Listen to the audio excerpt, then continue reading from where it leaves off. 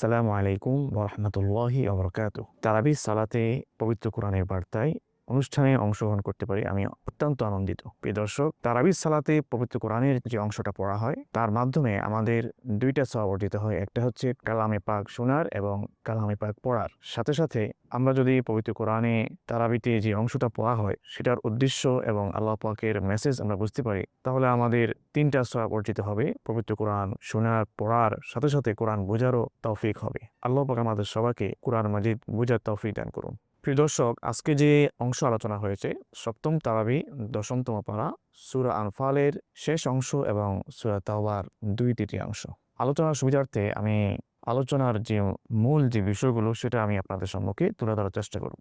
প্রথমেই আমাদের আজকে আলোচনা শুরু হয়েছে। আল্লাহ পাক ইরশাদ করেন, ওয়া'লামু আন্নামা গানিমতুম মিন শাইইন ফাআন্না লিল্লাহি খুমুসাহু ওয়া লির-রাসূল। এখান থেকে আল্লাহ পাক আমাদেরকে গনিমতের অংশের বিধান সম্পর্কে আমাদেরকে অবগত করেন।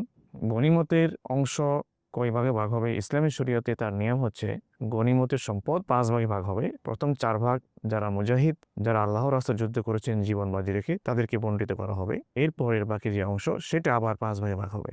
সেটার বিষয়ে বলেন, ফাআন্না লিল্লাহি খুমুসাহু ওয়া লির-রাসূল। প্রথম অংশ আল্লাহর রাসূলের জন্য, ওয়ালিদিল কুরবা।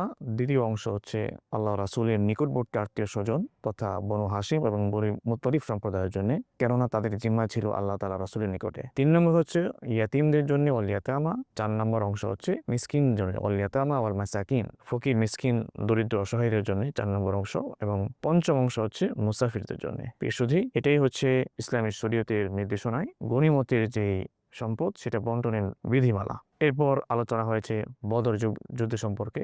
বদর যুদ্ধের সামারি যদি আমি বলতে চাই, এই যুদ্ধটা হয়েছিল ২য় হিজরিতে ৬২৪ খ্রিস্টাব্দে রমজান মাসে। এই যুদ্ধে মুসলমানদের সৈন্য সংখ্যা ছিল ৩১৩ জন এবং মোকাবেলায় কাফিরদের সৈন্য সংখ্যা ছিল প্রায় ১,০০০। বদর কূপ নামক স্থানে প্রায় ১২০ মদিনা থেকে প্রায় ১২০ কিলোমিটার দূরে এই যুদ্ধটা সংঘটিত হয়। ইসলামের ইতিহাসে এই যুদ্ধে অনেক তাৎপর্য রয়েছে।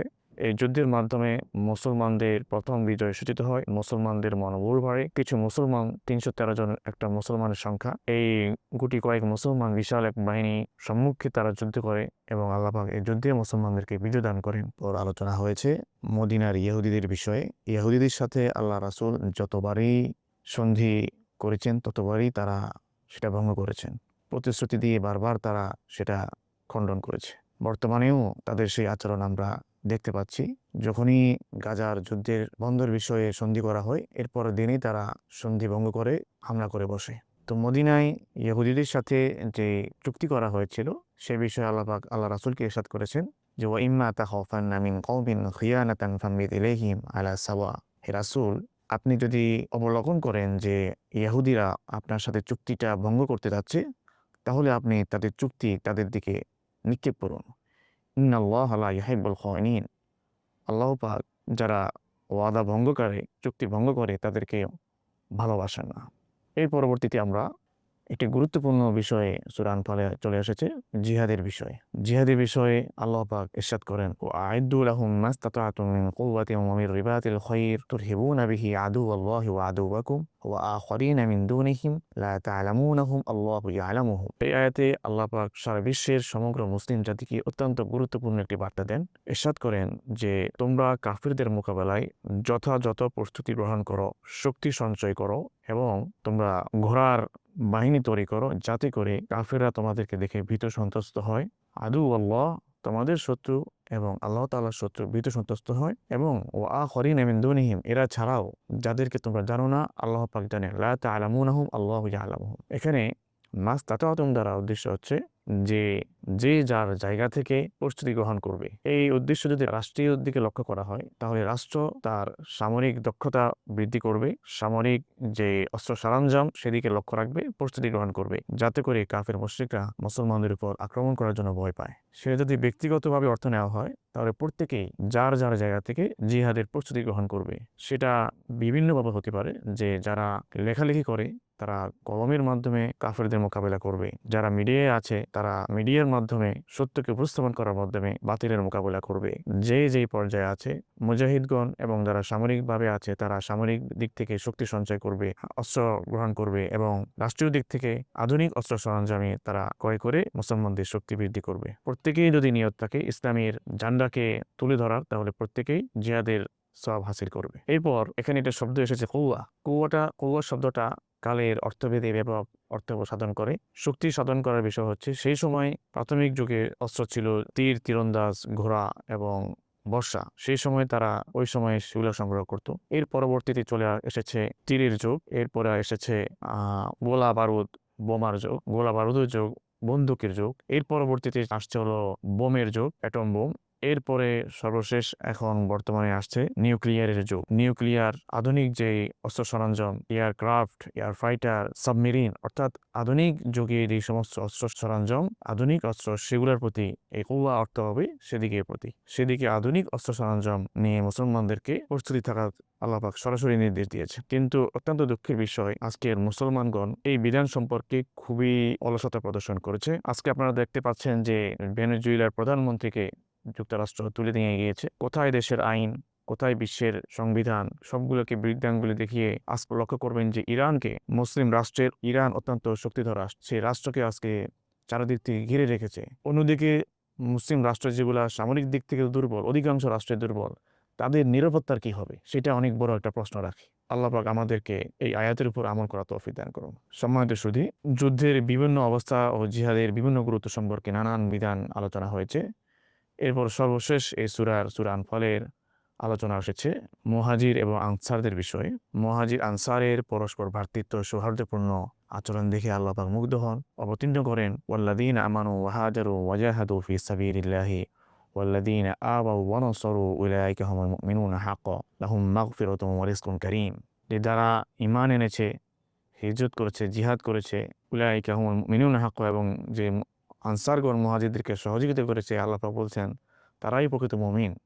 লাহুম মাগফিরাতুন ওয়া রিজকুন কারীম, তাদের জন্য রয়েছে ক্ষমা এবং সম্মানজনক রিজিক। এ পর্যন্তই আমাদের আজকের আলোচনা সূরা আনফালের। প্রিয় দর্শক, এরপর থেকে আলোচনা হয়েছে সূরা তাওবার বিষয়ে।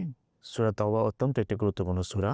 এই সূরার একটি বিশেষ দিক রয়েছে, সেটা হচ্ছে সূরার শুরুতে বিসমিল্লাহ। পবিত্র কোরআনের সবগুলো সূরার শুরুতে বিসমিল্লাহ আছে, কিন্তু এই সূরার শুরুতে বিসমিল্লাহ নেই। তো এই বিষয়ে হযরত ওসমান রাদিয়াল্লাহু আনহু বলেন যে এই সূরা এবং পূর্ববর্তী সূরা আনফালের বিষয়বস্তু এক হওয়ায় তিনি সে সময় এটার শুরুতে বিসমিল্লাহ উল্লেখ করেননি।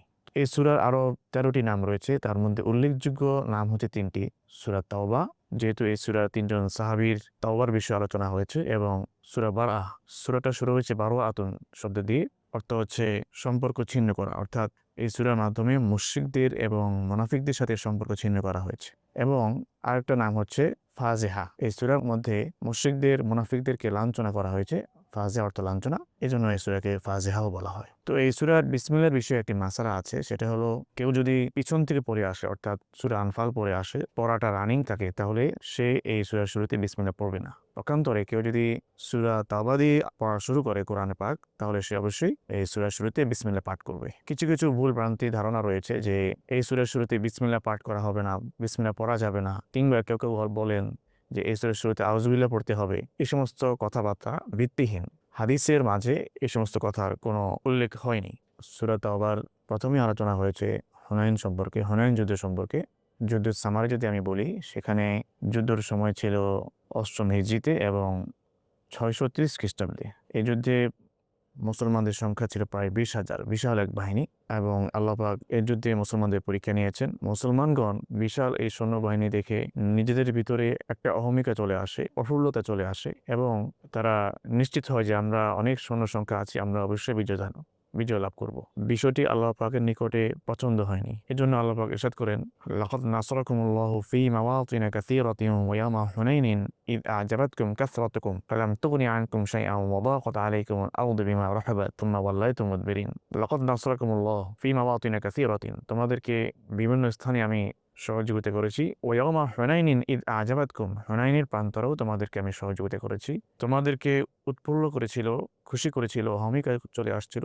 ইদ আজাবাতকুম কাসরাতুকুম, তোমাদের সংখ্যাধিক্য, সৈন্যবাহিনী, অধিক বাহিনী, বিশাল বাহিনী। ফালাম তুগনি আনকুম শাইআ, কিন্তু এই সৈন্যবাহিনী কোনো কাজেই আসেনি, বিজয় অর্জন করতে পারেনি। যুদ্ধের প্রথম দিকে কিন্তু মুসলমানদের আল্লাহ তাআলার পরীক্ষার জন্য মুসলমানরা পিছু হটে যায়। পরবর্তীতে আল্লাহ পাক মুসলমানদের বিজয় দান করেন। বিমা রফাবাত সুম্মা ওয়াল্লাইতুম মুদবিরিন, তোমরা অতঃপর পৃষ্ঠ প্রদর্শন করেছিলে। অর্থাৎ এই যুদ্ধে মুসলমানদের পরীক্ষা নিয়েছিলেন। প্রাথমিকভাবে মুসলমানরা বিচলিত হলেও পরোক্ষভাবে পরবর্তীতে আল্লাহ পাক মুসলমানদেরকে বিজয় দান করেন। এই আয়াতের মাধ্যমে উদ্দেশ্য হচ্ছে মুসলমানরা কখনো অস্ত্রের উপরে, সৈন্যের উপরে এবং আধিক্যের কারণে মুসলমানদের বিজয় অর্জিত হয় না। মুসলমানদের বিজয় অর্জিত হয় একমাত্র আল্লাহ তাআলার উপর তাওয়াক্কুল করার কারণে, আল্লাহ তাআলার উপর ভরসা করার মাধ্যমে।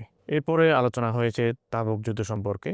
এই তাবুক যুদ্ধ সম্পর্কে সূরা তাওবার 38 নং আয়াত থেকে একদম বিস্তারিত শেষ পর্যন্ত আলোচনা হয়েছে এবং এই পবিত্র কোরআনে কোনো ঘটনা এত বিস্তারিতভাবে তাফসীলভাবে আলোচনা হয়নি। সম্মানিত দর্শক মণ্ডলী, এরপর আলোচনা হয়েছে তাবুক যুদ্ধের বিষয়ে। তাবুক যুদ্ধ ইসলাম ইতিহাসে অত্যন্ত গুরুত্বপূর্ণ যুদ্ধ।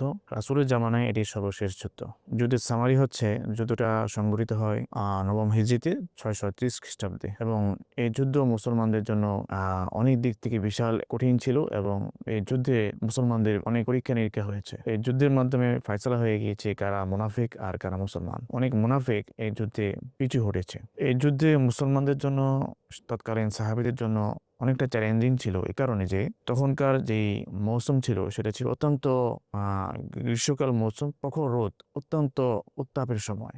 দ্বিতীয় বিষয় হচ্ছে এই যুদ্ধটা ছিল বিশাল বাহিনী পারস্য রোমদের বিরুদ্ধে, যারা ছিল সামরিক দিক থেকে অত্যন্ত শক্তিশালী। এত বড় বাহিনীর সাথে মুসলমানদের বিগত ইতিহাসে যুদ্ধের কোনো অভিজ্ঞতা ছিল না। তৃতীয়ত হচ্ছে সেই সময় ছিল আরবদের খেজুর কাটার মৌসুম। সেই সময় আরবরা, মদিনাবাসী খেজুরের মাধ্যমেই জীবিকা নির্বাহ করত। তো এই পুরো বছরের যে জীবিকা নির্বাহের সময় মৌসুম, খেজুর কাটার মৌসুমে এই যুদ্ধের ডাক এসেছে। চতুর্থত হচ্ছে বিগত কিছুদিন আগেও একটি যুদ্ধ করে এসেছে মুসলমানরা, মক্কা বিজয় করেছে। তো হঠাৎ করে আরেকটা নতুন করে সেটার রেশ কাটতে না কাটতেই আরেকটা যুদ্ধ চলে এসেছে। এবং পঞ্চম বিষয় হচ্ছে এই যুদ্ধের যে দূরত্ব এবং যে রাস্তা, সেটা ছিল অত্যন্ত নাজুক, বালুময়, কংক্রিটযুক্ত, বিশাল, অনেক দূর, মক্কা থেকে প্রায় 800 কিলোমিটার দূরে যুদ্ধ। সব দিক থেকে এই যুদ্ধটা মুসলমানদের জন্য অত্যন্ত কঠিন এবং চ্যালেঞ্জিং ছিল।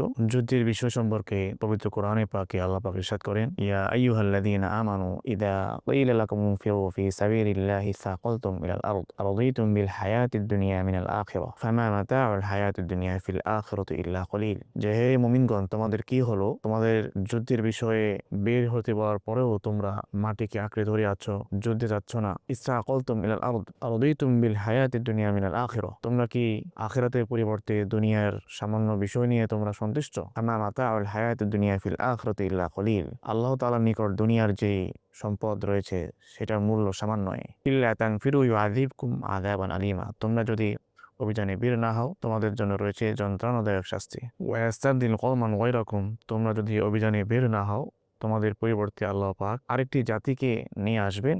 ওয়ালা তাদুরুনাহু শাইআ, তোমরা তাদের কোনো ক্ষতি সাধন করতে পারবে না। তাদের মাধ্যমেই আল্লাহ তাআলার অভিযান চালিয়ে নেবেন এবং আল্লাহ তাআলা সব বিষয়ে অত্যন্ত শক্তিশালী। এরপরে আলোচনা হয়েছে আল্লাহ রাসূল হিজরতের সময় যে গায়রে সাউর গুহায় আশ্রয় নিয়েছেন সেই বিষয়ে আল্লাহ তাআলা ইরশাদ করেন, ইল্লা তানসুরুহু ফাকাদ নাসরাহুল্লাহু ইয আখরাজাহুল্লাযীনা কাফারু সানিয়া ইসনাইনি ইয হুমা ফিল গার ইয ইয়াকুলু লিসাহিবিহি লা তাহজান ইন্নাল্লাহা মা'ানা। যখন হিজরতের সময় আল্লাহ রাসূল গায়রে সাউর গুহায় আল্লাহ রাসূল আত্মগোপন করেন, তখন আল্লাহ রাসূলের সঙ্গে ছিলেন হযরত আবু বকর রাদিয়াল্লাহু তাআলা আনহু। সেখানে তারা আশ্রয় গ্রহণ করার পর কাফের মুশরিকগণ যখন তাদেরকে অনুসন্ধান করেছিল, তাদের পায়ের আওয়াজ শুনে আবু বকর রাদিয়াল্লাহু তাআলা আনহু অত্যন্ত বিচলিত হয়ে পড়ে। তখন আল্লাহ রাসূল তাকে সান্ত্বনা দিয়ে বলেন, লা তাহজান ইন্নাল্লাহা মা'ানা, হে আবু বকর পেরেশানি হয়ো না, আমাদের সাথে আল্লাহ আছেন। প্রিয় দর্শক, আজকে আলোচনা এতটুকুই।